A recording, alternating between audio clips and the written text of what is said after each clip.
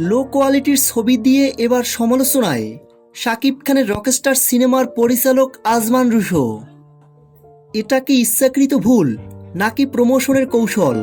সম্প্রতি প্রকাশিত হয়েছে রকস্টার সিনেমার দ্বিতীয় পোস্টার। রকস্টার সিনেমার দ্বিতীয় লুকটি প্রকাশের পর থেকেই শুরু হয়েছে তুমুল সমালোচনা। প্রথম দেখাতেই অনেকেই অবাক হয়েছেন, এটা কি সত্যিই কোনো অফিসিয়াল পোস্টার? কারণ ছবির কোয়ালিটি দেখে অনেকেরই মনে হয়েছে এটা যেন শুটিং সেট থেকে লিক হওয়া কোনো ছবি, যাকে তাড়াহুড়ো করে পোস্টার বানানো হয়েছে। কালার, লাইটিং, ফিনিশিং সবকিছুতেই যেন একটা অসম্পূর্ণতা, যা বড় বাজেটের সিনেমার সাথে একদমই যায় না। কিন্তু চমকটা আসে তখনই যখন শাকিব খান নিজেই সেই পোস্টার শেয়ার করে নিশ্চিত করেন এটাই অফিসিয়াল রকস্টার সিনেমার পোস্টার। আর তখনই দর্শকদের প্রশ্ন, এটা কিভাবে সম্ভব? এত বড় প্রজেক্ট, এত বড় স্টার, তাহলে পোস্টারের মান এমন কেন? অনেকে বলছেন এটা পুরোপুরি ব্যর্থ একটা ডিজাইন।